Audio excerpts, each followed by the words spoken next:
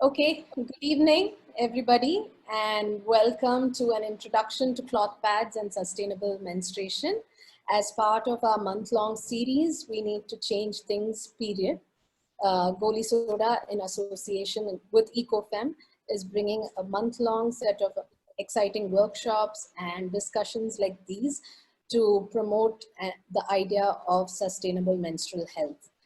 I would like to extend a warm welcome to all our speakers today, Kathy Walton, Dr. Geeta Arjun, Mr. Vijay Kumar, and Savita Sethuraman.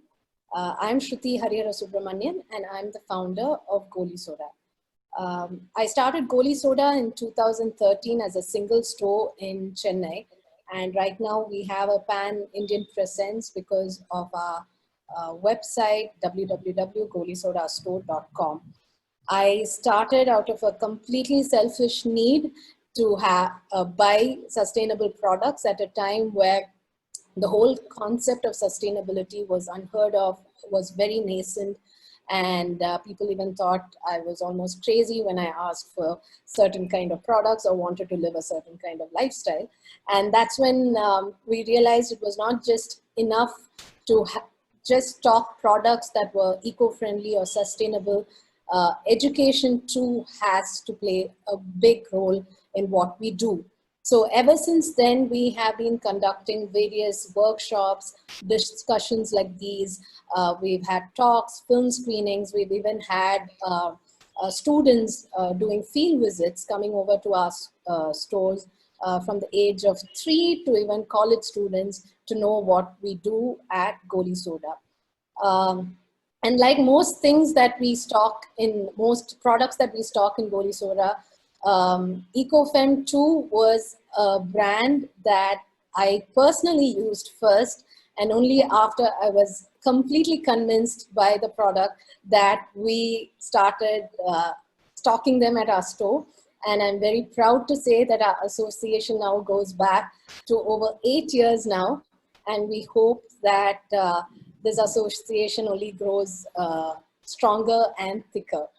And as part of the many things that we do with Eco Femme, we need to change things, period, is also something that we've been doing over the last few years. This is probably our 4th event that we are doing together to promote sustainable menstruation. But our first virtual, this is Goli Soda's first ever virtual event, and we really hope that this is allowing us to reach a wider audience than just people from Chennai. So thank you all for taking your time today to attend this interesting event. And before I move forward, just a few pointers to our participants. This session would go for about an hour. Each of our speakers will speak to us for about 10 minutes. Feel free to post in your questions in the chat box. I would be moderating the questions, and towards the end, we are hoping to have a very interactive Q&A. So yes, and feel free to mention your name in the chat box so we know who is asking the question. If you have a specific question targeted to any of our specific speakers, please let us know that so they will answer the question. If it's just a general question, I'm sure they'll all figure out who's best to answer that question. So let me first welcome our first speaker, Kathy Walton. Kathy is originally from Australia and has lived in the international township of Oroville since 1997. She co-founded Eco Femme, a project that has helped make cloth menstrual pads cool in India 10 years ago as a way of bringing her passion for supporting the feminine and her love of the earth into her life work. When not busy with Eco Femme, she loves to spend time just being in wilderness. So over to you, Kathy.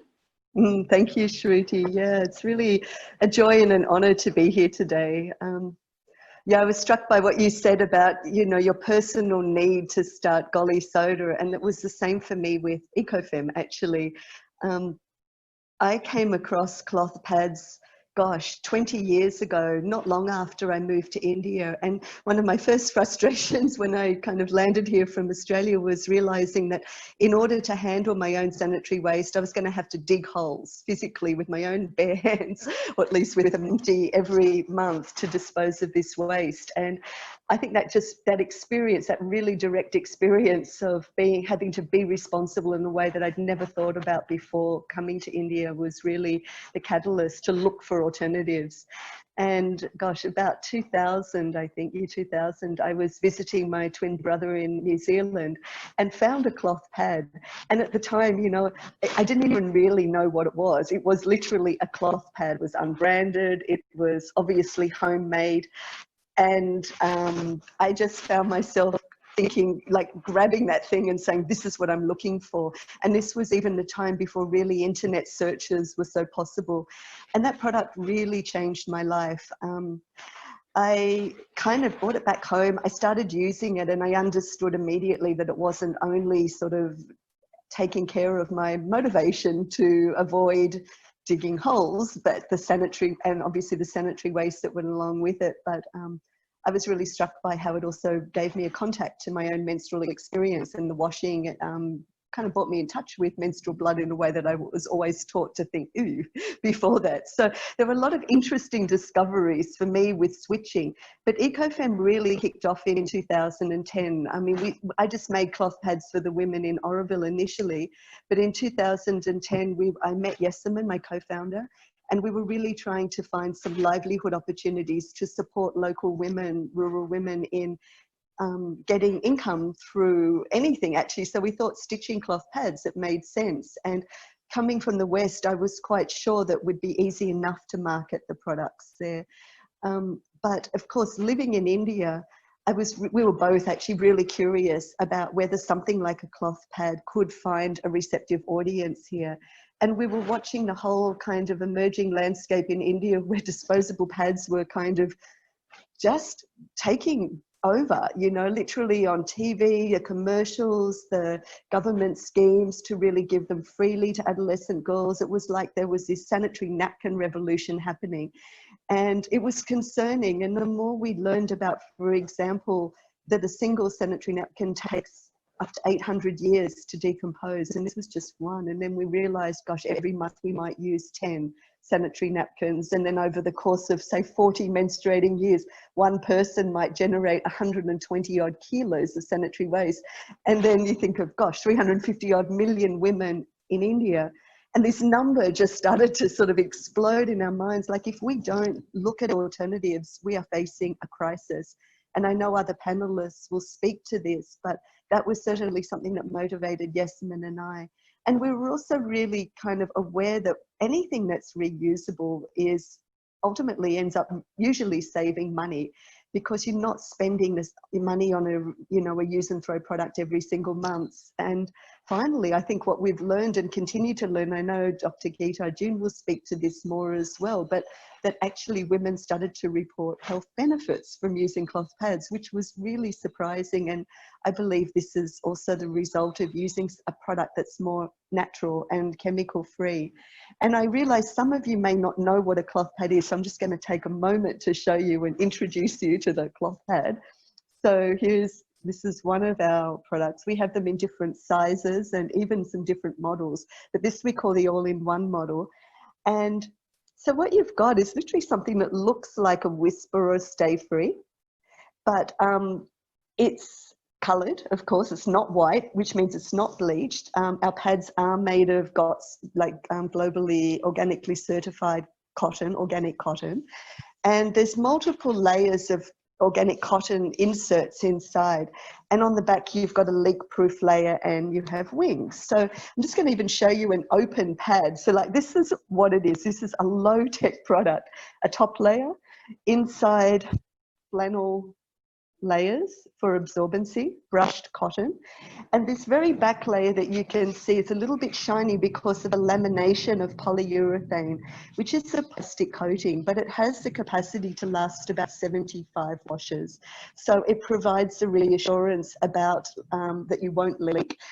which is really important to women. I think we don't want to leak. We want to feel that we can go confidently through our day without having leaks. So yeah, just with this simple element of leak proofing and the wings, these two design elements took the traditional practice of cloth and transformed it into something that was much more functional than cloth, but had the safety and the kind of confidence that women experience from something natural and like organic cotton. So this is what it is. You know, I really like to show people even what's in the pad, you know, to get behind the screen and really say that it's not rocket science. There's nothing much in it other than high quality brushed absorbent cotton and the leak proofing.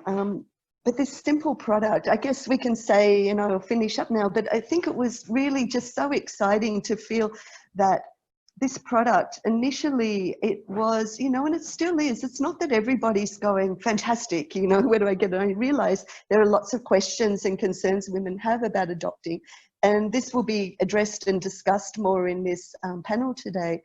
But, you know, we've seen in 10 years, and I really think Goli Soda has been a big part of it, that journey for us. You've been one of our most, excuse me, solid partners, and nothing short of what we love to call a cloth pad revolution. I mean, we've really seen that this idea, as I think more and more of us are waking up to the problem of, you know, our human imprint and, you know, plastics in general, and as we realize how much plastic goes into a single use and throw a disposable pad, options like cloth pads and even menstrual cups are now being taken seriously. And I think this is something that's really exciting. I think it's an idea really whose time has come. It's been an idea for us that's been really driven by passion and personal motivation.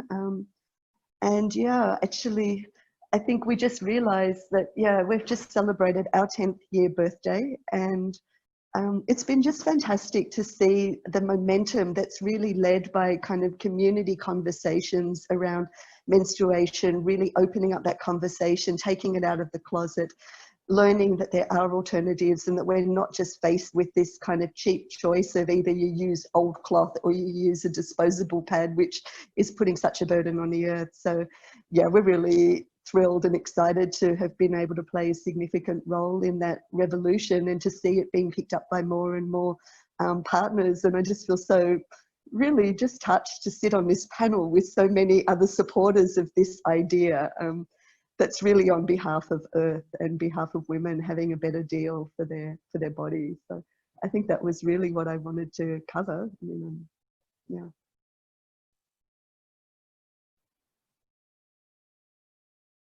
Shruti, you're not audible. Thank you, Kathy. But I will definitely come back to you with a few more questions about Eco Femme itself.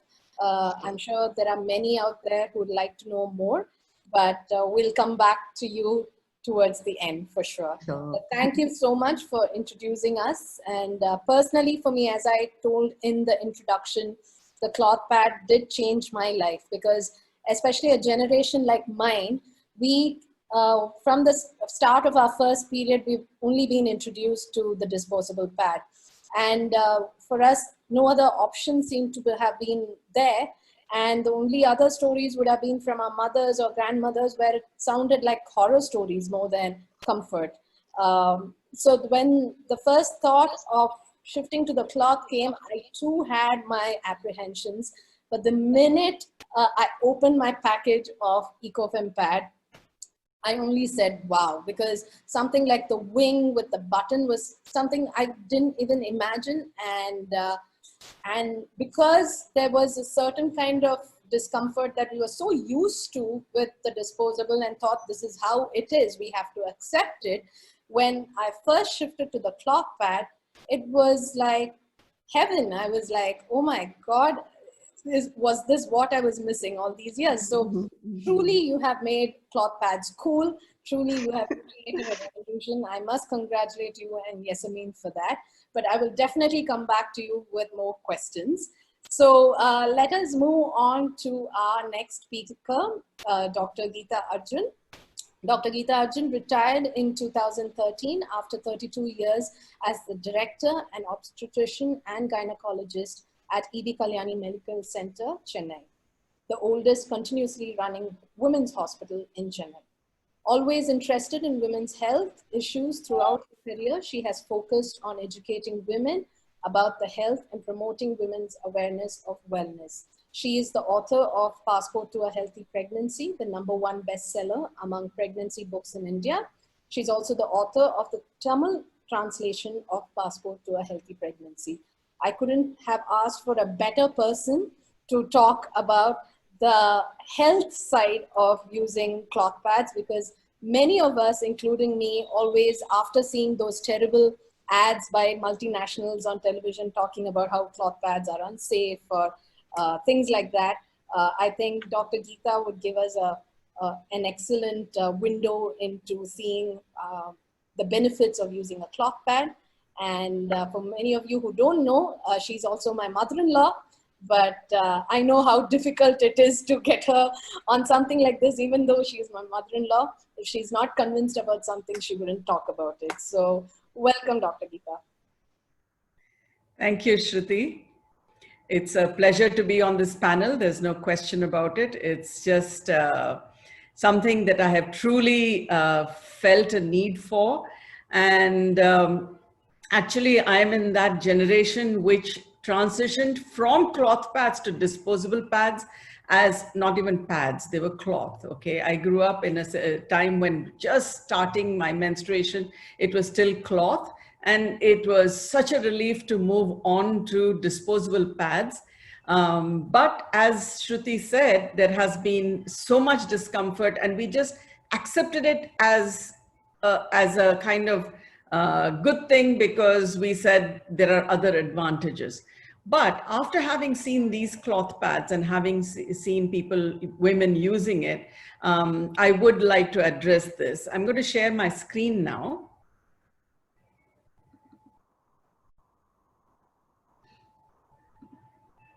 Right. So we are going to particularly talk about sustainable menstrual practices because I think the world is quite aware that so many things are destroying planet Earth. And I think we have to get to the point where women should be saving planet Earth one pad at a time. There are young girls, all of us know about Greta Thunberg, who's been, talking about so much change on this planet. And we have to be aware that the fact that disposable pads are destroying the planet, I think we should be aware of this. So when we come to menstruation itself, it's a life transition where a young little girl, who's completely carefree, everything is going on in her life, she's happy. And then all of a sudden she grows up, she attains puberty. She changes in many, many, many ways. And women have faced this all the time. They change, they have all these things going on with them. But for some reason, culturally, across the world, globally, there is such a stigma attached to menstruation. There are so many things that little girls have said. They see, I feel embarrassed. Something has happened to me. I feel embarrassed. The mothers start telling them, you are now a young lady. You have to stop behaving like a child. Some girls say, my mother told me to keep it a secret because it is something not quite okay to be having these periods. Yes, you have your periods, but don't talk about it, And even in school, all of us used to be very secretive. We'll say, I've got my chum, it's like we didn't talk about, yeah, I'm having my period. It was always something to be embarrassed about, especially if there were boys around. That just was not on. You didn't talk about it at all. And girls have felt this. It's so difficult to change pads at school or at work when you're grown up and you're going to college and then go to work. Changing pads becomes a big problem. So these are issues that girls face. But on top of all that, culturally, there's this huge pressure. It's not just Hindus, it's not just Muslims, it's not just Jewish people. It's just so many cultures which say that at that particular time, you are unclean. And that has somehow I feel literally colored the way we see and talk about menstruation. And I think it's a complete shame. Again, Vijay is the only male on this, and I'm going to say put this entirely on the men, because to control women, they have brought in all these things. When I think about all the secretions from the body every day, you're having a cold. I mean, this is the first time that a cold and a cough has shut down the world. But we don't talk about it and say, hey, you know what, if you have a cold, you can't go into the temple. Now we are saying it, but earlier we never said that. Or, you know, urine or motion. People are doing that every day, but you don't stop them from going into temples or going into the puja room. But blood has always been considered, menstrual blood has been considered unclean. This knowledge gap, there's also this huge knowledge gap when we talk about cloth pads now. There's a huge knowledge gap because people aren't quite sure what's going on. If you take a bunch of young urban teenagers and you tell them, do you know anything about cloth pads? They will assume that it happened, a cloth pad belongs to some 100 years ago, nothing to do with them or the present generation. But the reality is that in India, only 12 to 15% of women, menstruating women, use disposable pads because of cost, because of the economics, the availability, the accessibility. Only 12 to 15% actually use disposable pads. Others are making do with all kinds of makeshift cloth pads. They don't really have actual cloth pads like the Eco Femme pad. But this menstruating 12 to 15% actually comes to 4.2 crore women in India alone who are menstruating every month. And between them, they're creating a waste of 420 crore pads per month. That is absolutely mind-blowing, right? Because that is a huge amount of waste, and Vijay is going to talk a lot more about what that does to us. So why do we need this knowledge about cloth pads? Because knowledge is going to enable us to do the right thing. And what is the right thing as far as mothers and grandmothers are concerned? It's teaching your younger children, your daughters, your granddaughters, how to be healthy and take care of themselves during menstruation. At the same time, take care of the planet, because we have to be aware of it. And the younger generation, there's no question about it, is much more active about this, much more militant about saving the world than what we did. When it comes to cloth pads, one, there's no question about it, they're reusable. And that's fantastic because you are not constantly throwing away and creating waste. And all of you know at home, every day we are creating so much waste. So this is reusable, we are not creating waste. They are very comfortable because it's cloth, it's natural, it's got cotton inside, and it does not feel hot and miserable and plasticky.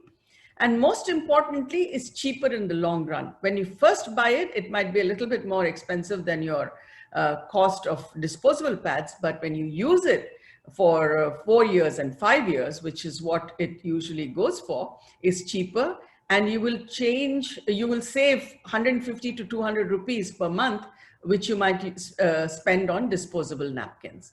The other thing about the cost is that if you look at it, it adds up. At least you'll be saving 12 to 15,000 rupees in 5 years. And that's a good solid amount of money.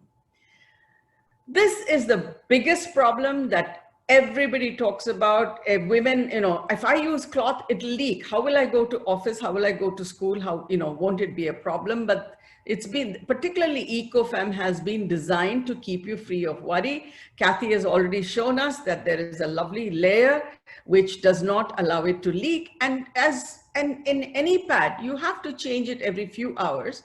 And as long as you change it, it's not going to leak at all. So the question comes, why should I switch from something like disposable napkins, which I find completely useful? Why should I suddenly switch to cloth pads?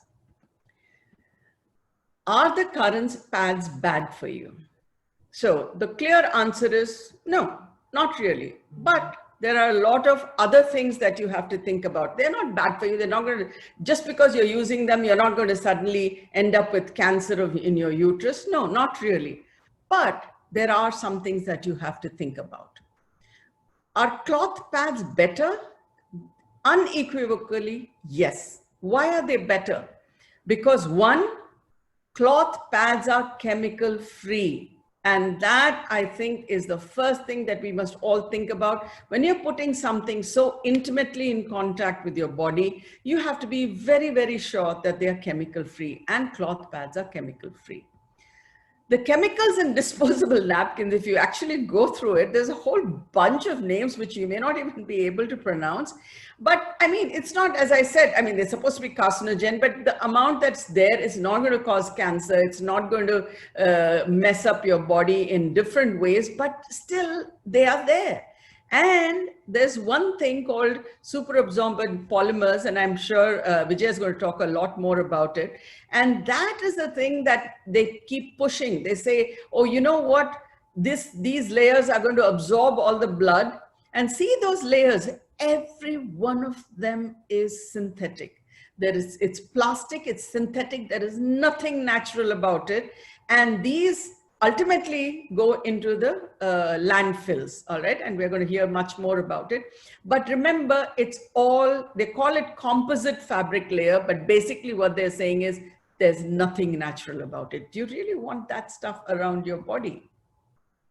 Secondly, cloth pads are porous and comfortable. As Shruti already said, the comfort that you feel when you're wearing it, it's very lightweight, it's very comfortable to wear, is just unbelievable. And I think that's important because disposable pads don't breathe. Just by the fact that they are made of plastic and they are made of so many layers, they just don't breathe. And particularly in sweaty, hot, humid countries like ours, where we already have an increased risk of having fungal infections, infections of trichomonas, these things just push it up more. It just makes you have a greater risk of having fungal infections. And the irritation, the thighs get scratched and they're constantly rashes. Any number of girls have come to me. I mean, as an obstetrician, a gynecologist, I've seen so many girls coming to me with that problem. So very definitely, cloth pads don't have that problem at all. Can reusing cloth pads lead to infection? People feel, oh, what, the blood has been there, you washed it off, but if you keep reusing it, can it cause infection? Absolutely, unequivocally, no. It cannot cause infections at all, okay? And we're just going to quickly touch about another sustainable practice, menstruation practice, and that is menstrual cups. And these, of course, can only be used with women who are sexually active. It cannot be used by young girls. But they're easy to wash and they can be kept up to 10 years. And I think that's fantastic that there's one thing that you just don't have to worry about. Keep washing it and you reusing it. It's really a good practice. And the initial cost is about 300 to 500 rupees. But when you think of saving up to 20,000 rupees a year, this is nothing. This is going to last you for 10 years. So we're not talking, 20,000 for 5 years. So that's about 40,000 for 10 years. You're going to really save a lot of money. So this is also a good sustainable practice. And it can be used up to 8 to 12 years, 12 hours, depending on how heavy your flow is. So I think I will stop here at the different ways we can use sustainable practices for menstruation. And I hope this has been useful for you. Thank you so much, Dr. Geeta. I think you have put most of the doubts and questions that most people have so clearly and precisely in those slides. But I'm sure we'll be coming back to you for more. We would like to move on to our next speaker, Mr. Vijay Kumar. Vijay Kumar has been working in the areas of education, health, and livelihood with the conservancy community consisting of around 5,000 families living in Puliyanthop, Chennai, for the past 15 years. Every child in the community goes to school. An after-school tuition center helps the weaker students cope. A vocational training center trains the youth in tailoring and computer-based accounting. Vijay Kumar is also keenly involved in conservation advocacy by means of awareness creation and field research through the Madras Naturalist Society, of which he's the honorary secretary. In fact, my association with Mr. Vijay Kumar was a few years ago in connection with the Madras Naturalist Society when Goli Soda did a fundraiser for them. And here we are once again. Thank you so much, sir. And we look forward to hearing your side of the story and the only man on the panel. We are so happy to have you here. Over to you, sir. Thank you, Shruti, and very happy to be here. You must all be wondering what a man is doing in this midst of women. Well, I got into this, I must say, by accident. It so happened that, one of those days about 6 years ago, when I was spending some time with the community where I spend a lot of time, the Conservancy community, there are about 5,000 families living in this area called Puliyanthop in Chennai. And there were a few women who were trying to hide their, small patches in their hands and the skin that got affected. So I was just casually asking them, what is this? Why is this due to? These are women who actually put their hands inside waste bins, which are there all over, in our apartment complexes, on the streets, on the roads, everywhere, and take the garbage out and load it onto their tricycle and take it to another larger waste bin. And so you would have seen most women and men who work as waste collectors actually physically use their hands. And apparently they come into contact with very wrongly, very irresponsibly disposed of sanitary pads and fecal matter, which actually falls out of very poorly disposed of baby diapers. Now that was when something really struck me as being very unfair. After all, these are also human beings. There is no way that somebody could be treating them in this fashion just because they collect waste. Now, that's what got me thinking, and that's what got me going on this whole thing. And I found when we spent a lot more time, I had a few people do a research on this right across the city, and we found that women actually, once it's used, once the pads are used, once the diapers are used, I mean, the normal thing you would do is to wrap it up in some newspaper or something before you put it into a plastic cover and throw it into your garbage bin. But then this is just thrown along with the rest of the garbage in the garbage bin, and then you would find that most people do not the top of the plastic cover, but then just drop it open into so the whole thing comes out. And there would have been very many scenes which people would have seen where cattle put their heads inside these huge bins and take these things out. You'll find, sanitary pads and diapers strewn around the dustbin. Dogs eat it, there's blood in it. I don't know. I mean, this is something that really got me. And then I started thinking about this and say, okay, where is the beginning of the sanitary pad? The sanitary pad is not more than 40 years old in this country. The entire concept of what is used as a disposable sanitary pad came in about 35, 40 years ago. Before that, everybody used cloth.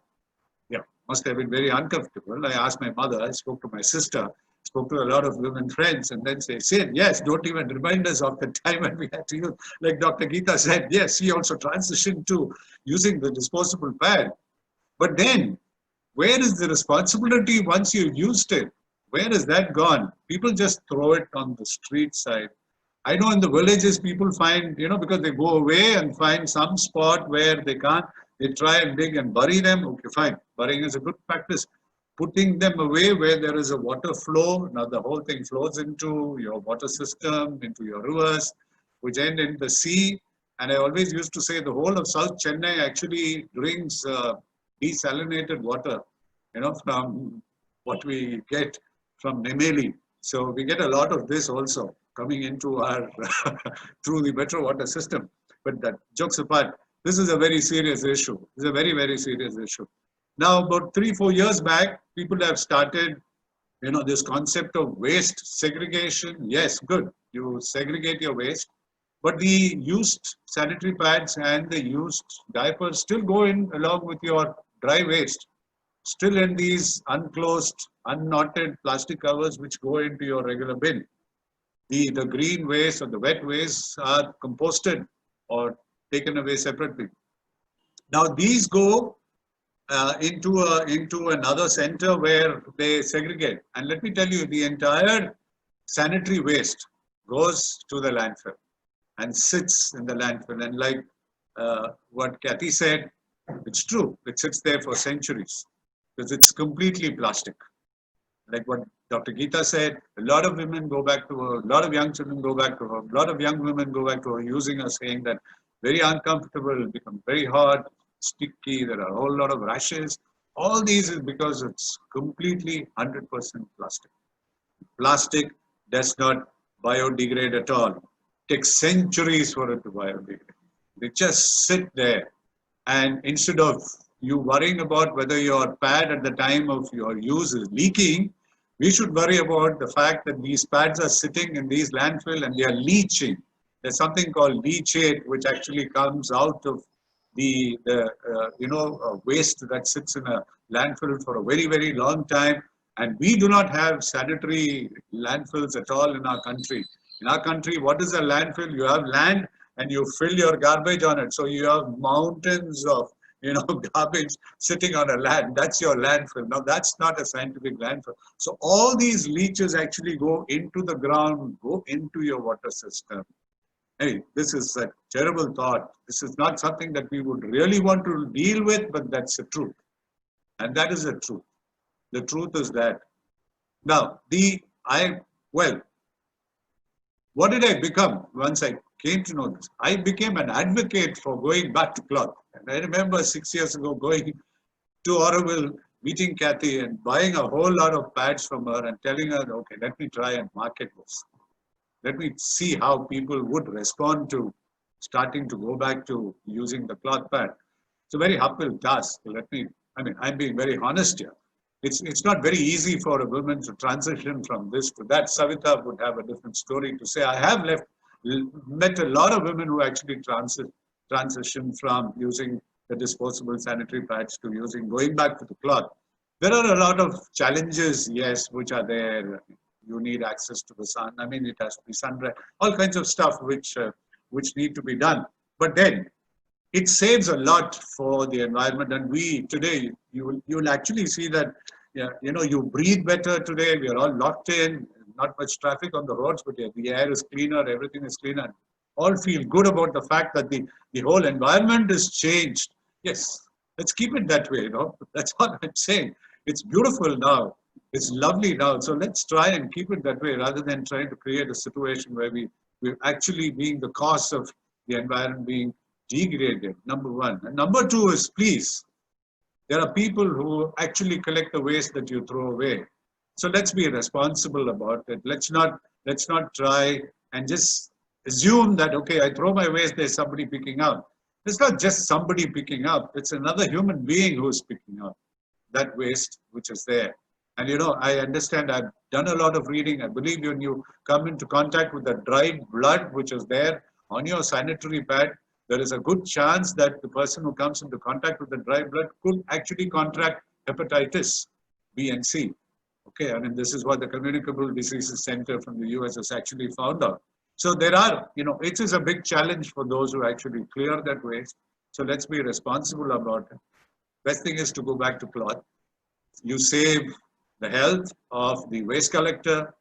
And there's another thing which I found, like I think Shruti and Dr. Geeta was also trying to say, Kathy was also trying to say, the fact that there is, Kathy actually got challenged as to how do I get rid of the sanitary waste.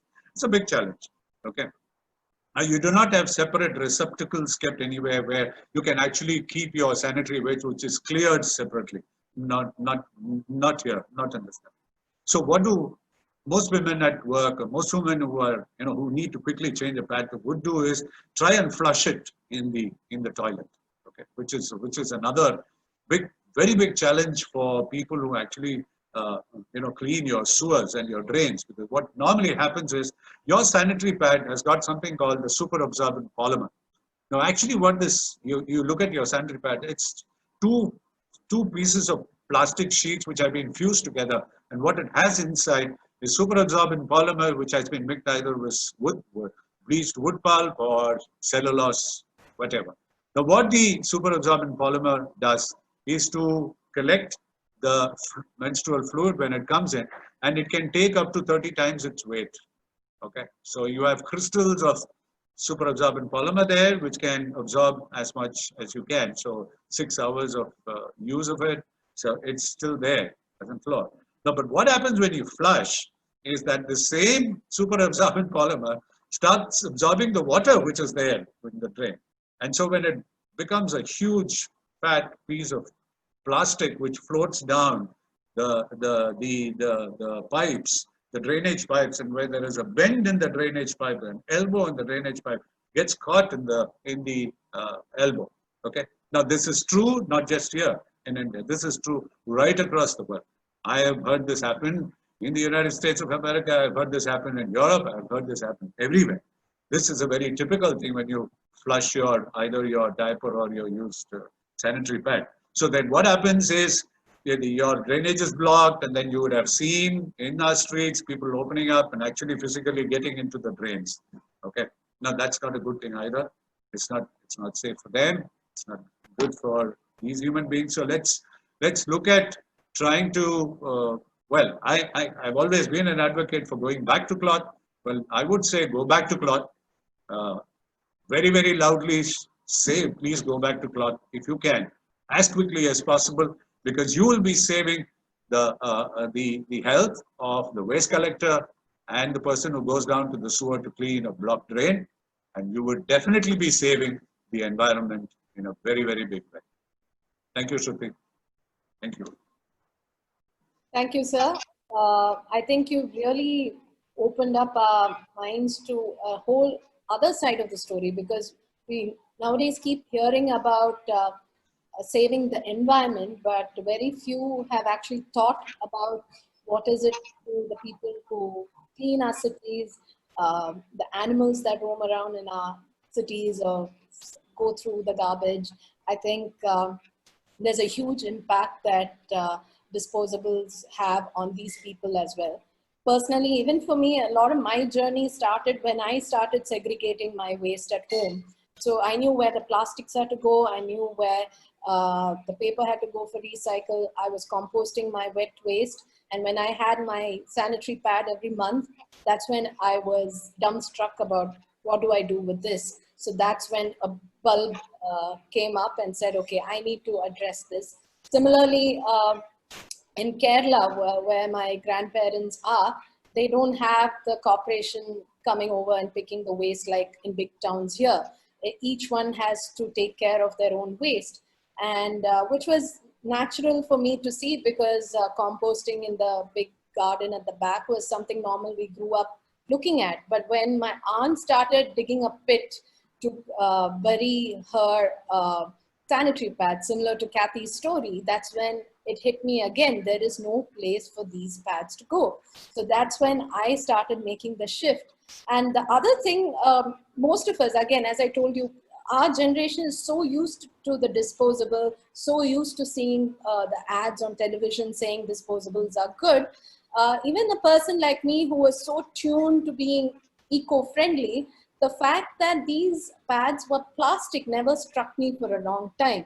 You would still think they're made out of something else, or cotton or something. The plastic was the last kind of material that you would think was being used to touch your body.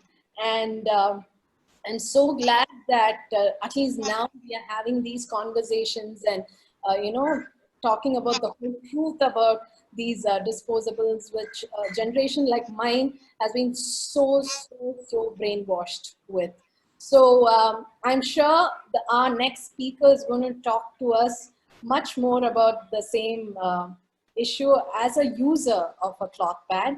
Savita Seturaman, she's been a cloth pad user for now over 13 months. So a recent transition. So her memories of before and after are quite fresh. Savita, being a gold medalist in MSc Chemistry from University of Madras, is a passionate teacher and has been teaching high school chemistry for the past 10 years. She is an open-minded person who looks forward to interacting with people to get to know their perspectives. She is the mother of an 11-year-old boy who is a state-level skater. Being a mother of a sports person, she believes in keeping fit and active. To her, fitness is not related only to weight loss, but also helps balance the physical, mental, and emotional well-being. So welcome, Savita, and we really, really look forward to hearing your story. Thank you, Shruti, and good evening to everyone. It's a great pleasure to be a panelist. Yes, I do strongly believe in this quote, be the change that you wish to see in the world. If we want to see a change around us, the change must happen within.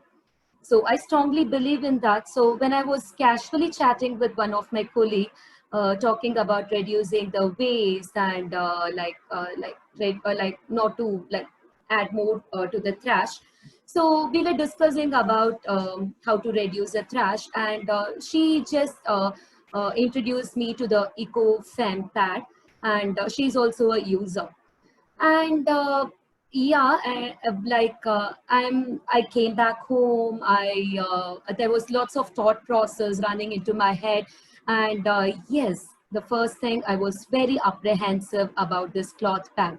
And I think Miss Geeta Arjun and Miss Kathy and even Miss Shruti was talking about it. It was comfortable, it will not leak. And then I thought it is all good to hear, but how about the practical use? Will it suit me? And being an active person, like where I spend nearly 10 hours of time outside my home, is it going to suit me? What if I need to change my pad? So all these things, it was running into my head. So like I decided to use it like for the first like 3 menstrual cycle, just like the 3rd day or the 4th day of my periods, just to get used to the pad, whether I'm comfortable, whether I'm able to drive, I'm able to stand and take class. I was just trying that for the 2 months. Then yes, as Shruti was telling, it was like a heaven. More than that, the guilt, there was a like constant guilt within me. What am I doing? As like Mr. Vijay was telling, we need to wrap it in a paper, then we need to like put it in a plastic cover, nicely knotted. It's not only the disposing the napkin. Again, along with the napkin, we are generating the plastic covers. Yes, so it was like I was too guilty. Then yes, it was a boon, like I was so comfortable. Then gradually, like after 4 or 5 my menstrual cycle, I like completely shifted to Eco Femme. Yes, after maybe in this process, I had few questions in my head. The one thing, I was very skeptical about washing the pad. As I told you, like 10 hours spending time outside the home. I just come, I'll have my snacks. Again, I have to run behind my son for his practices, for all his classes. I will not even have time to sit at home. So how am I going to wash it? That was my first question. The second thing, now like we are blessed with a beautiful apartment. We do have like 2 washrooms, but at times we need to share our washroom with my son. So how am I going to educate him, whether he's mentally prepared to see all these things? And number 3, I think it is the usual social stigma, where I'm going to dry it. Am I going to dry it on the terrace where I'm sharing like 6 flats in my apartment? What my neighbor will be thinking? So all these things were constantly running into my head.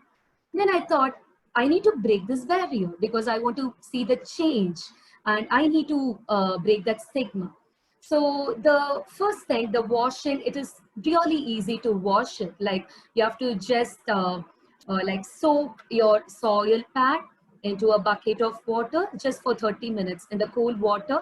Then you need to just rinse it. No, you don't even require like a soap bar or any other thing. Just rinse it till you get the clear water. Yes. And I was so very happy to do that. And of course, after washing, drying, what am I going to do? Am I going to be scared of this society?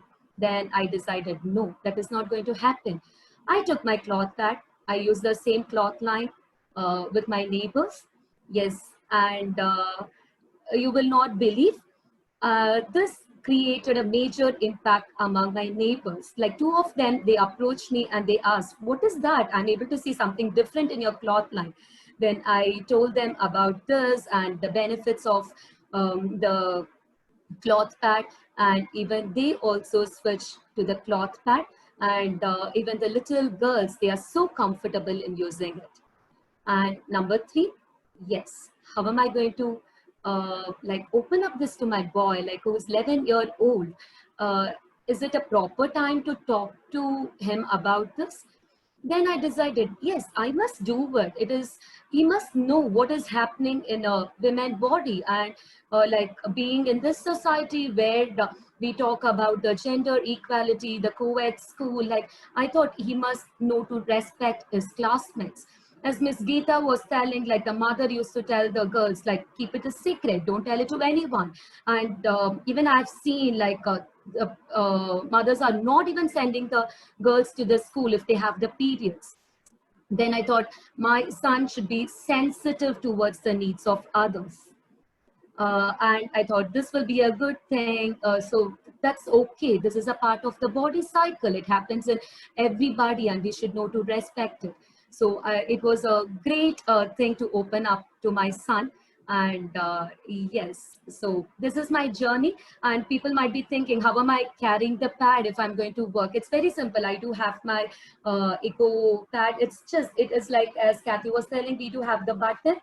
Just like fold it, take it to your work. Whenever you want, you can change it. And even the soiled one, you can pack it up the same way. And you do have the travel pouch coming with the pad, like you can get it from the Eco Femme. Carry it at home, wash it. If you have time, you can wash like after each use, or if you don't have time, I just soak it in a bucket of water. And during my menstrual cycle, whether I'm having a coffee, strong coffee in the morning at 6 o'clock or no, it is my tradition to wash the pad. So it's an immense pleasure. There's no worry about using the pad. Yes. Thank you, Shruti. Okay. Thank you so much, Savita. I think you have given confidence to many people who are trying to make the change right now. And as you said, it's so true even for me. The minute you start washing your pad, there is a sense of connection that you have to your body. I think otherwise it was just, okay, there's some blood that's come out of I'm just throwing it out. But here there is a sense of connection. You can visibly see what's happening to your body better. Is your flow heavy or not? The color of your blood.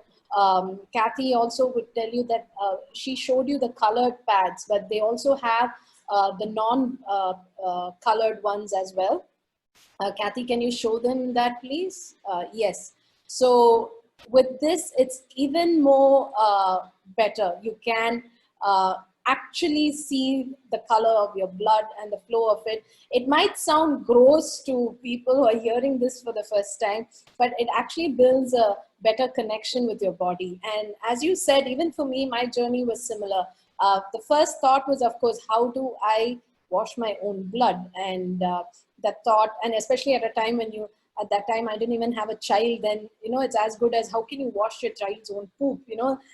We used to say the same thing. So it was the same thought. How can you wash your own blood? So that's why I too started on a low flow day with the Panty Liners on the day when I was spotting, and then got used to seeing the blood and washing. And over time, after a few cycles, I too shifted completely to the cloth pad. So thank you so much, Savita. I'm sure there are more questions coming up from our viewers. But let me start off by asking to Kathy a few things, practical stuff with regards to the cloth pad. There are different sizes that comes, right? It's not just one normal size. I mean, can you just explain about the sizes that comes with the pads?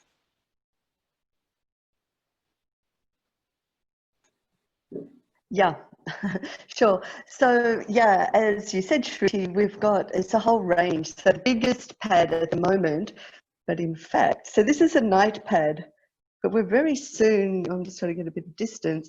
Yeah, it's got a bit wider base at the bottom, and actually quite soon we're starting to launch as a special kind of edition with Goli Soda, our super comfy pad, which is going to be even bigger.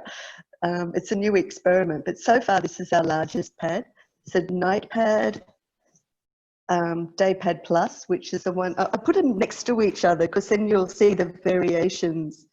Sorry, I need it. You know what I'm going to do? Is this. So yeah, night pad, day pad plus, so you can see the distance, and it's also same top and bottom. Then day pad, which is more or less for a sort of moderate flow. And then we have panty liners, which are in two different colors, because the panty liner has both an option of leak proofing or without, because a lot of women like to use panty liners as on a daily basis to sort of maybe catch white discharge, or as a preparation while they're waiting for their period, just to be on the safe side. So you may not necessarily feel the need for a leak proof layer, which is why we do the panty liner both with or without, so you've got the option. So yeah, there's actually 4 sizes at the moment.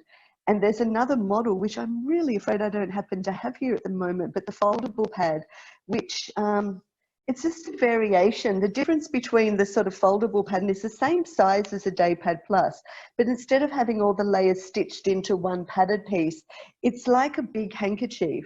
I need a bit more distance here. So it's like a long handkerchief, and it's got one spine also with leak proofing and wings, but the other longer sort of extended part can fold twice. So what's really nice about the foldable one is it looks really discreet when hanging on the line. So if you are worried about what the neighbours think, if that's an issue, or if you actually find it's monsoon and you really want your pad to dry very quickly, the foldable model is really good for that. So yeah, these different just design variations and size variations. And as I also showed you, gosh, where did I put it? Anyway, I showed it before, the here it is, the unbleached but undyed version. So we have the same range but without colour. So yeah, many options and variations on the theme. They all have a sort of pretty backing. Kathy, may I ask you something, especially since I'm an obstetrician? Are you thinking of making maternity pads? Because women who do have babies, it's something like the night pad, but maybe a little bit or some similar to that, because I think women would love to use it, because for the first 6 months or so, they might need to use maternity pads, and especially immediately after the delivery, they would definitely need it. So maybe it's something that you should think about. Yeah, no, we've been thinking about it. It's a great idea. And in a way, the super comfy model is also moving in that direction. One of the challenges is the more thick you get your pad, it's always that trade-off with drying time as well. But you're right. I think especially as we become more and more conscious of health and environment with the products we use, even if it's for a limited time frame, but it's really would be nice to have a postnatal a pad for after delivery. And the other advantage of the panty liner is women who suffer from incontinence. Good point. Yes. Yeah, and I'm hearing more and more sort of anecdotal stories of older women who are actually using it just for that, and it's working. So I think it's good to experiment. And I just wanted to also add on, I think there's been a lot of really great suggestions about like making the switch and how to do it in a simple way. And I think it's really important to address that too. And one of the other things I'd like to add to that is, like to not have to set yourself up for an all or nothing switch. And I think, Shruti, you gave a good example that you started on the later days of your period, and you know, I think even I know many women to this day who still use a combination. And while we'd all on this panel probably prefer to go more for 100% cloth, but you know, if that's not not possible for whatever reason, just start in some small way to try the cloth pad. And even if there's a little bit of curiosity, I think it's like anything, you know, just give it a try and see, and do it in a way that's sort of a low risk. So like when you're definitely at home and when you've got the possibility to maybe watch more closely how the capacity of the pad is, because it is still a behavior change. And while we're also speaking very confidently about the capacity, but I think it's a different thing. You have to figure that out for yourself, like Savita is saying. So that's one of the other suggestions I always say is like, don't make the bar too high that you can't even take that step. Like allow you. Yeah. There is a good sign that we are seeing at Goli Soda. Ever since the lockdown happened, there are more people picking up Eco Femme, I guess, because there are more women at home now. So maybe they were not too sure because they were running out or busy at work. I think now they think it's a good time, and I too believe it's a good time now, since most of us are at home now, to try out these pads, see if it works for you. And again, try it out on a low flow day because you're at home. Even if you think there could be possibly any accidents or you don't know, you're not used to your flow yet, this is a great time to try out the cloth pad. And for those of you who are watching, Kathy might say they're called night pads, so it's not necessarily you have to use it at night. Yeah. You can use it on a heavy day. That's what I started off with as well. From the panty liner, I went straight to the night pad because I was paranoid. I wasn't sure how my flow is going to be, whether it's going to stain. So the night pad and hopefully the comfy pad that's going to come up soon is an excellent safe bet. So even if you have long days and you think it's going to take you time to come back home or visit a bathroom to change, the night pads work great. So don't get confused by just the name. The day pad plus is also as good. And definitely the foldable pad, unfortunately, we are unable to show it. They're amazing. So if you stay in a monsoon-prone place where you think drying is going to take time, or staying in a hilly place, these dry quite quick. I have a question for Savita. Savita, can you show us, you told us when you go to work, because there are many people who have asked us whether it's practical for changing in school, colleges, for students. Obviously, it also, so Shobha Gupta has asked us, changing them in school or college, carrying the ones that are used, how to address that. So can you just show us how you fold the pad, how do you carry it? That's the amazing part of the Eco Femme design is what I believe. Can you just show us that, please?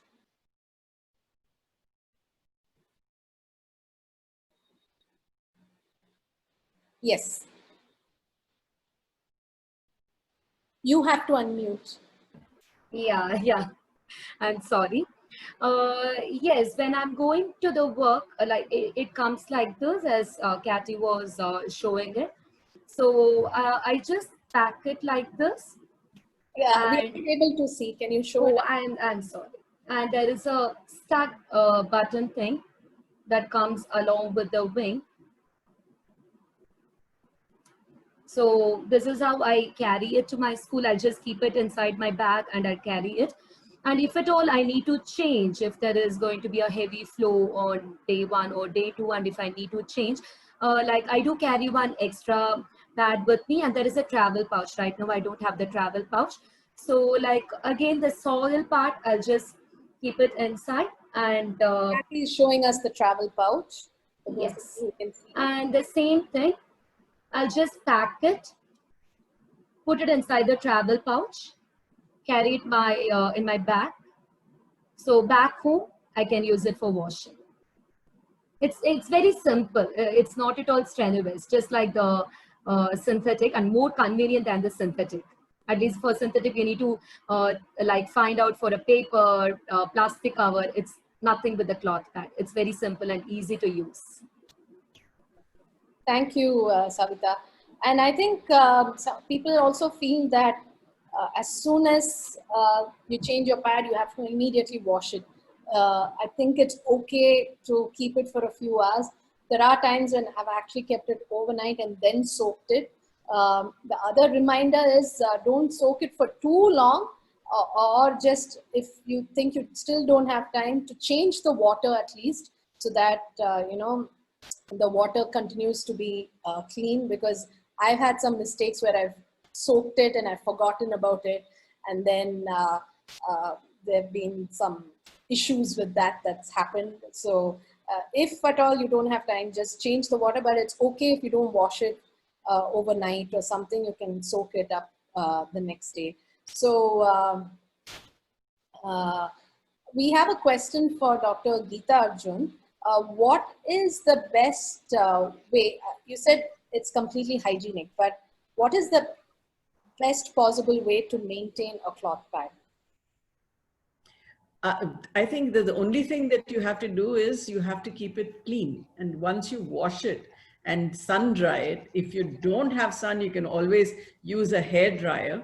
And that can happen even if on a rainy day, you're not able to dry it immediately. You can use a hair dryer, which most people will have at home.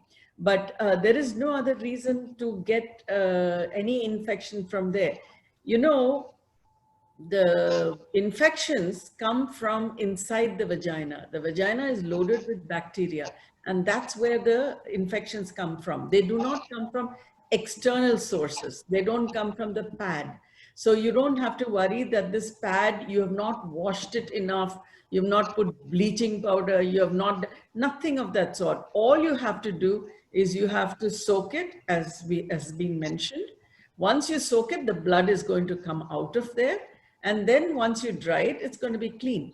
It's like any other things that you wear. Even if your underwear, you wash it and dry it, it's not going to cause you an infection. So there is no worry about this pad carrying any infection at all.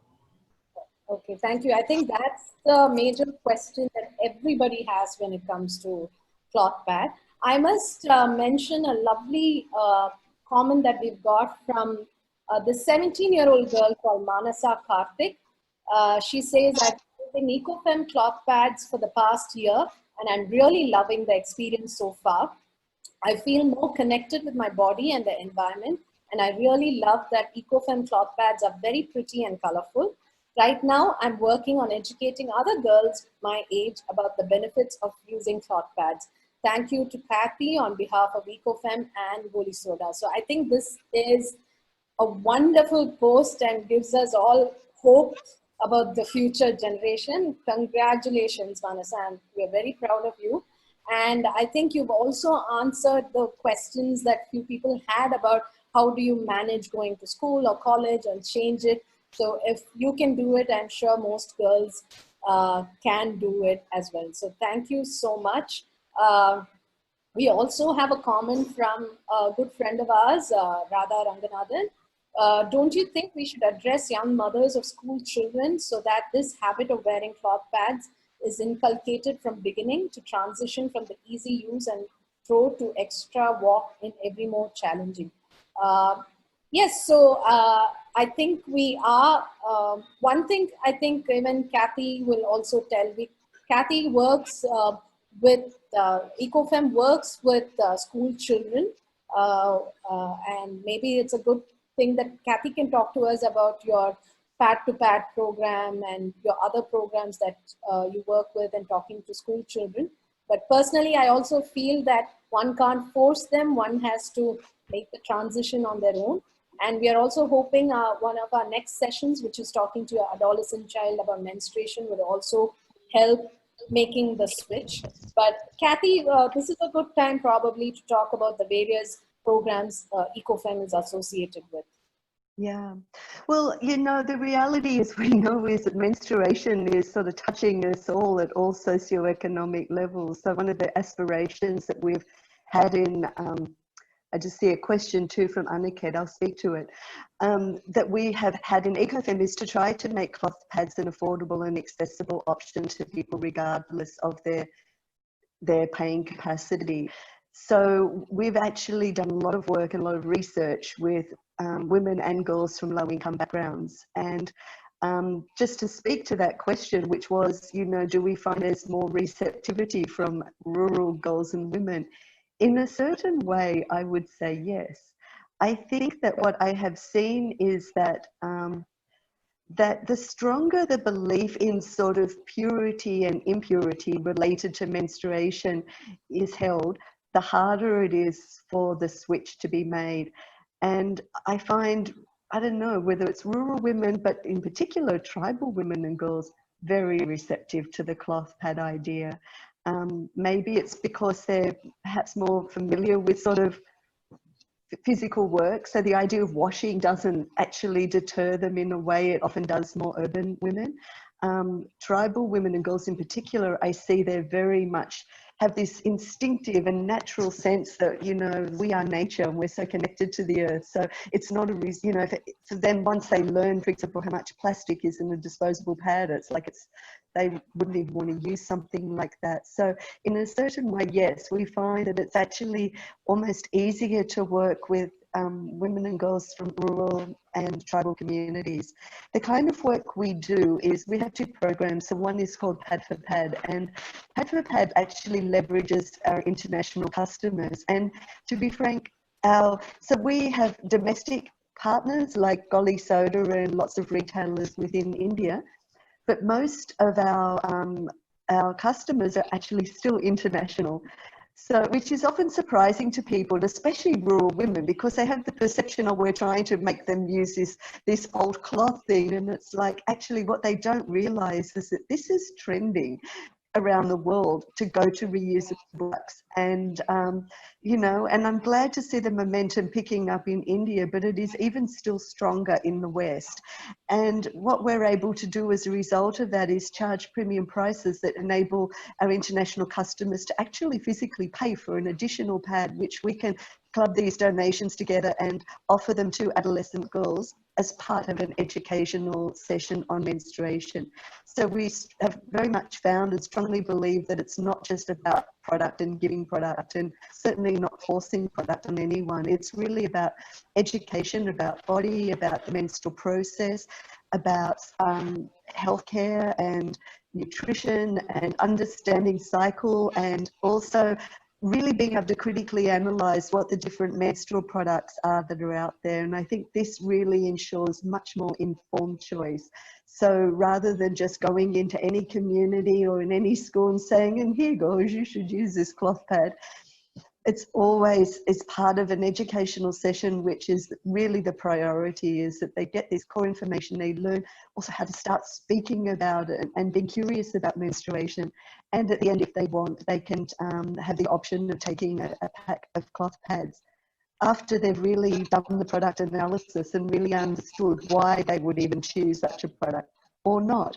And coming to that question about parents and mothers, I think this is a really important point and an insight we're finding, because we do a lot of research. We actually do research with all our partners to really keep gaining understanding about factors influencing adoption. And you know, it's really what we're seeing is that it can be challenging for girls who themselves might be convinced. They might have gone through this educational session and joined the dots and said, yes, I want to do this.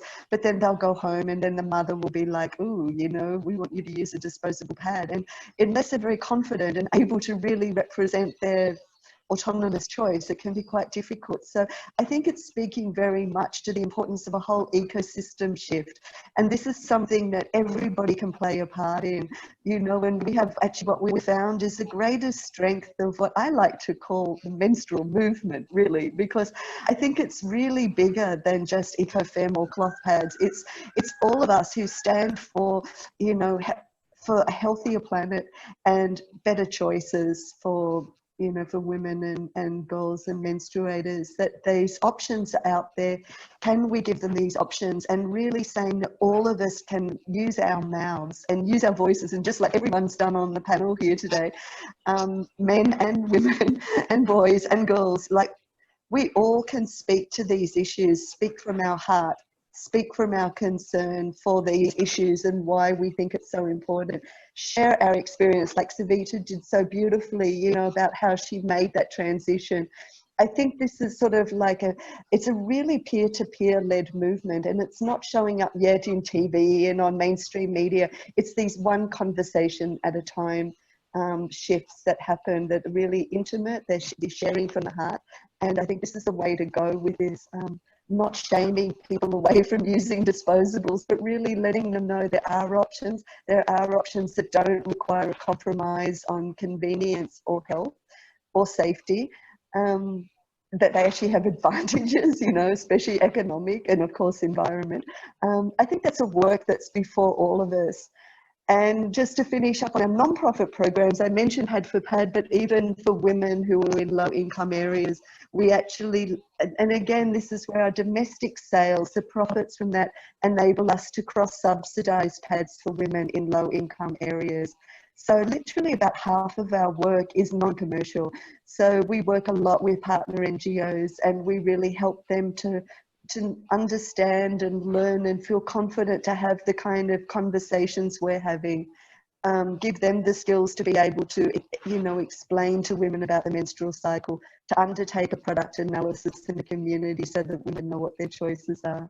So this is more a bit fully the wider scope of what Eco Femme is doing. And I think at our heart, what we're really interested in is not just a cloth pad revolution, but really a menstrual revolution where it becomes normal to talk about menstruation, that the shame, the secrecy, the hiding disappears. And from that, we will make healthier choices, I'm sure.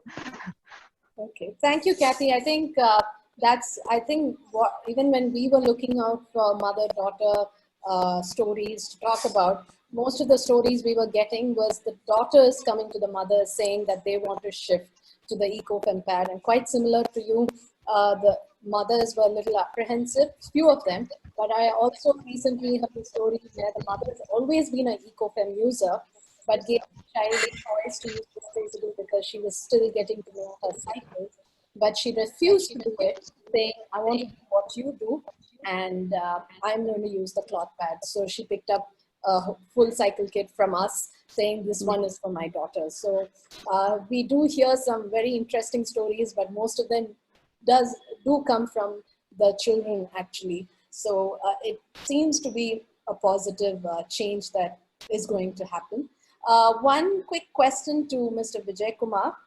We have been asked questions by Shobha Gupta again about if we want to promote this to the slums, what about the availability of clean water and how to wash it? Isn't that a bigger issue that they would be facing? Okay. I don't think the availability of water is an issue, because that is something that they are able to manage. The issue with the slums is the fact that the houses are all very close, especially the area where I work, Puliantop, the width of the road is only about 8 feet. And these are street houses. They share, there's very little space for them to actually sun dry. The challenge is sun drying. The challenge is not availability of water. Now, again, they can actually sun dry, but the challenge again was to not, the sun drying is not the issue again, but the fact that when they put this whole product up, how would people look at them? You know, and these are people coming from the lower strata of society, and then kind of issues are very many. But I do know of someone who actually worked with some. I think I can give you the name. Her name is I forget what. A lady who worked in Pune with an entire slum area, and she was able to slowly move them from using disposable pads to cloth pads. I forget her name. And so my answer to Shobha would be the fact that I think what would need to happen is more women coming up and saying, listen, I have a right to the sun as much as you guys have too. So why is it that I cannot sun dry, or why is it that I cannot put this up, and how does it matter? So I think there's been a lot of common stories shared here about young children wanting to come, and then Manasa came up and said, listen, I moved. So obviously she's sun drying and then moving it, So I think this would definitely happen, and over a period of time, I think we would transition, move from this block in our head and saying, no, we have to, this is not something that I can do and put it out. And like Kathy was saying, they have this foldable thing which looks like a handkerchief. Now, this would happen. It will take time. It will take a long time.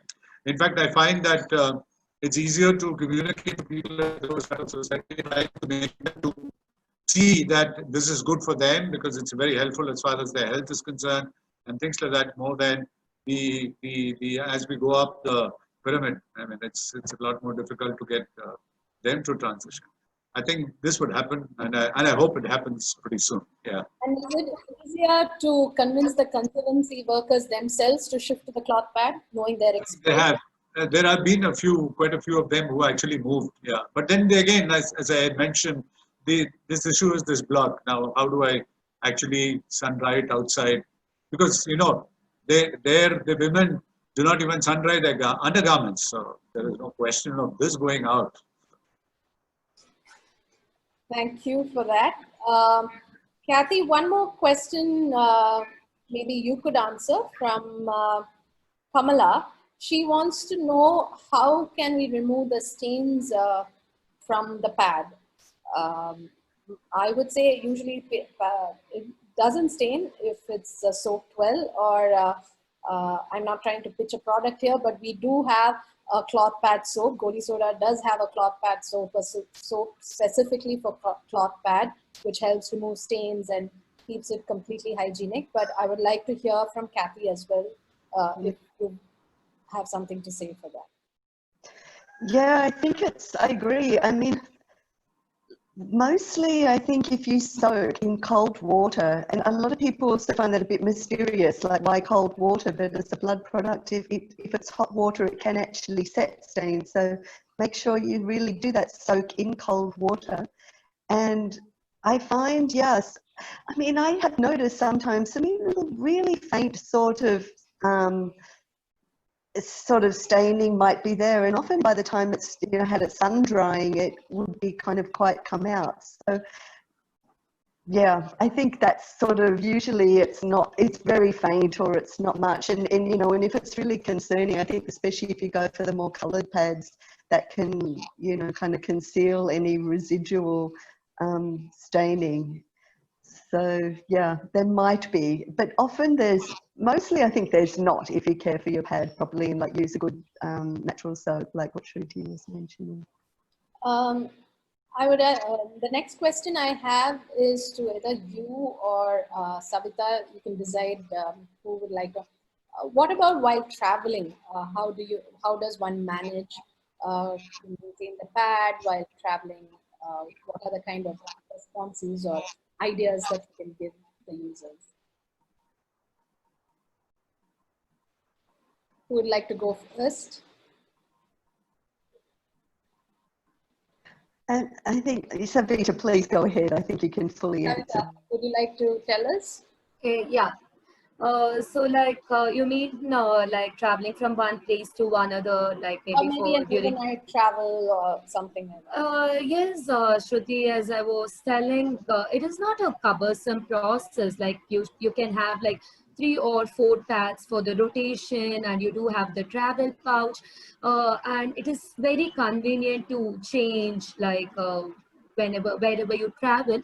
And of course, like washing and drying is a biggest issue, but if you're ready to break the barrier and break the social stigma, then you can do it. Kathy, any pointers? No, I wouldn't add anything to that other than think about what happens to your disposable pads when you're traveling. Because this is another piece too, right? Like, what are we doing? If we're on a train or whatever, we're usually dumping it in some, place which is less than ideal as well. So it can, I think the point, what we're all trying to make, and Savita's spoken to it really well, is that where there's a will, there's a way. One can overcome these. It's just a little bit of behavior change and a bit of creative thinking.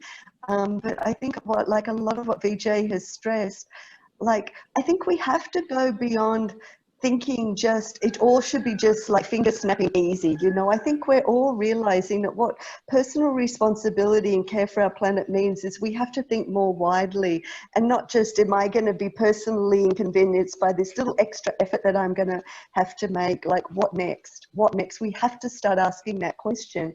And while I might think that I'm doing something very convenient to, you know, use a disposable pad and just throw it in a bin or away, that is not the end of the life story for that product. So I think this is one of my challenges to the audience. Fun stories that I've heard was one of our ambassadors. She was going on a bike trip with her husband in the Himalayas, and then the only way she was drying it was to pin her pads on the bike. So while they were on the move, the pad was getting dried.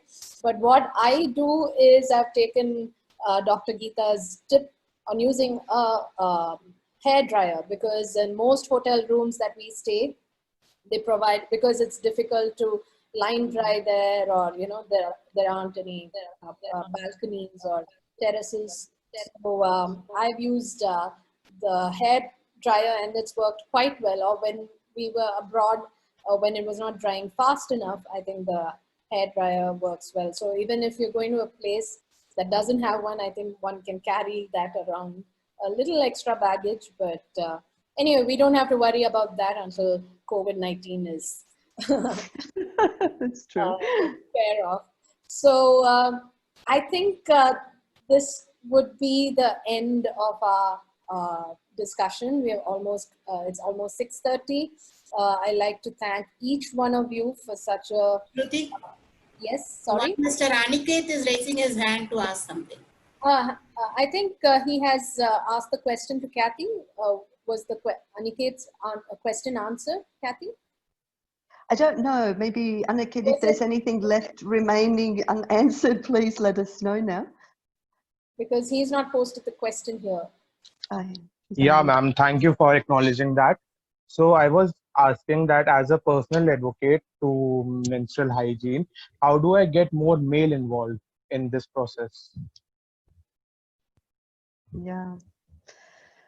Yeah, I think that there are more and more men stepping up into this conversation. Maybe even Vijay would like to say, I think it's, you know, the first thing, and maybe it's something, a conversation we could even take offline at some point, but I think that the first thing is to just get comfortable talking about it. And you might already be, if you've already had conversations with the women in your life. Yes. I always encourage men, you know, to just realize that women, rather than, because a lot of guys are really shy to initially start sort of talking because they feel they should know more or they haven't been well informed. And this is, again, part of the tragedy of all of our cultural upbringing, where we've denied men access to this conversation. So I think men have a very particular role to play in this.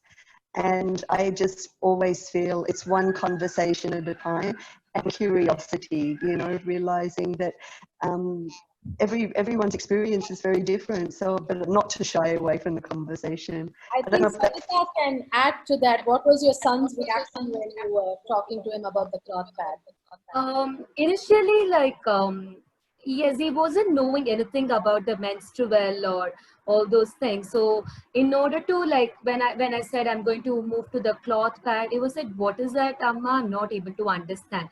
Then I have to explain, yes, this is what is going to happen, and you have to be very compassionate. It is not only your mother is undergoing this.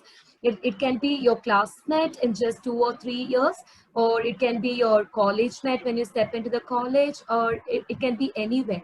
So, like, I think an open talk is must to educate the coming generation. So when we tell them, it is nothing, it's some body cycle, it's like how you breathe, how you excrete, the same thing, then they can understand. So it is not like educating the girl child. It is, I feel it is totally gender biased. It is like educating the children as a whole. Yeah. So it must start like right from age 10 or 11, so that maybe we can prepare the future generation also. And Vijay, what were the many reactions you used to get? Did people say, "Ona kenna theriya podhu?" Yeah, Shruti, I just want to add this to it. Yeah, like once, I It had would like be very hectic helpful. work, and I forgot to wash my pad, and I just soaked in the bucket. So my son had to use the washroom. I told, like, Pranav, if you want, you can use Tata Pati's washroom because Amma isn't washed. Then he said, what is that? What is there in that, Amma? I don't mind. It's just the like routine thing that is happening in your body. So I don't mind sharing the washroom. So I think it's like how we communicate with them, how we educate with them, like open-mindedness, talking to them will create wonders. Yeah. Thank you. Yeah. I mean, of course, unlike Aniket, whom I can see is pretty young, I have age on my side. So when I speak to people, they really look at it from as a, there's a gentleman coming and talking to us about this. There must be something, but let's listen. So that was something which I took advantage of, and I also shared the fact that I have a wife and a daughter, and I have a granddaughter also now, who's the constant feedback that I used to get. I mean, this is something which I wanted to share with Aniket as well. The constant feedback that I used to get is the fact that it's fine. We all know that it's good. We all know. I mean, not very many people actually know that the disposable pad is completely plastic. Okay, or even if they know, they live in denial to that fact that it is plastic. And that by the very nature of the product itself is not very healthy. But then they, like Dr. Geeta rightly said, I think there is a trade-off here between comfort and easy to use and things like that, and they really do not. Probably they are used to dealing with the issues of wearing plastic very close to themselves. But then it is this. But if they go beyond that, and then people who really understand and say, yes, it is true. But then listen, my biggest issue is sun drying. This is something which has always been thrown at me, and that is where, Aniket, I just wanted to suggest, you could start off by advising all your friends, and everybody else, and even people within your family, please start off with sun drying your undergarments. There's nothing wrong in it. I do not see very many women, children, I mean young girls, women, and even elderly going and sun drying their undergarments either in their balcony or even in the terrace. They are. There's absolutely nothing wrong. So you cross that. I've always felt that probably that is the threshold that a woman has to cross. If the woman is able to cross that, trying to sell cloth pads and getting to people to use cloth pads in Kerala has not been a big challenge at all. Huh? In fact, I do know a lot of people who have moved into cloth pads there in Kerala. Because there is this huge campaign that works on for talks about menstruation in Kerala. And there, everybody, there is no problem at all. You walk into any household in Kerala, you will find women's undergarments on the clothesline along with the men's clothes. There is absolutely no problem at all. If that change, if that one step is taken, Aniket, if you could hold the hands of people and make that change happen, I'm sure, going back to cloth as for menstruation purposes will definitely happen. I will try my best, sir. Yeah, please. Thank you. Thank you, Aniket. It's lovely to see men in such discussions and. No, it's my life vision, actually, sort of. Thank you so much for participating and for creating this conversation and discussion. So, for those of you who don't know, the other great thing about the Eco Femme pad, I think it's been missed out in this conversation. Once you've soaked it in water and rinsed it, and the initial blood has gone, you can just put it into your washing machine. So it's just the same like what you do with a reusable cloth diaper for your child. Once you throw away the potty and it's clean enough to put it back into the washing machine. It's the same with the Eco Femme cloth pads. They're great for washing machines. So actually we don't have too much of an excuse to say we don't have the time to wash. And I guess if you're also putting it in the washing machine, it's also a good conversation starter for the whole family, because you'll be sharing the washing machine, and or Yeah. the whole laundry would be going in together. So even your house help, I think for me, there was this conversation with my house help, because for her, the problem with them is that they probably came from the cloth pad generation. So for them, disposable was like a liberation. So to see a cloth pad again, she always felt that I was going back in time. But I think to make them also used to seeing the cloth pad being washed on the clothesline is as important as anybody else in the household as well. So thank you all so much for your time, for this very interesting conversation. I hope it's been as enlightening for me as for the viewers as well. Thank you so much for participating. Just quickly, I would like to highlight the other events that are going to come up as part of the We Need to Change Things period series.